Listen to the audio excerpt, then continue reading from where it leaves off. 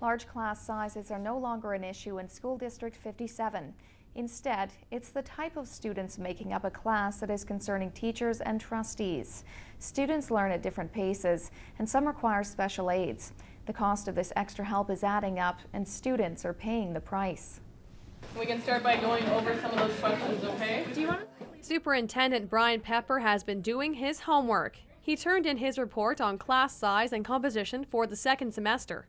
We've got close to 900 secondary classes, and of those 900 classes, we have currently, the report indicated 12 classes that are over 30, but I did a touch base with schools, and so we have 2 classes that are over 30 students. He says that number dropped after students withdrew from a class or moved. For teachers, class size isn't the greatest challenge. Composition and the vulnerability in our classrooms is the situation that we struggle with in our classrooms every day. The report found that out of 836 secondary classes in District 57, 584 had at least one individual education program student. That's a student who requires extra attention to keep up. 70% of our classes in the secondary system had one or more IEPs in the classroom. So those are children that are actually designated. That doesn't actually speak to the children that don't have designations within our school system. The designation means educational assistants are a necessary addition to the classroom, and extra time must be spent helping a certain few.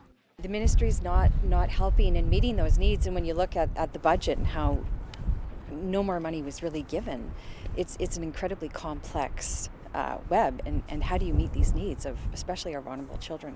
We have probably the most vulnerable postal codes in the province, and that's a difficult situation for teachers when you already know what you're kind of up against.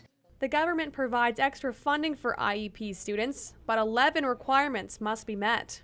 The job is not what it once was. It's not what you see on Little House on the Prairie, where you stand up and here's what you do in this class. It's a very sophisticated, complicated job now. Kelly LINEHAN, CKPG News.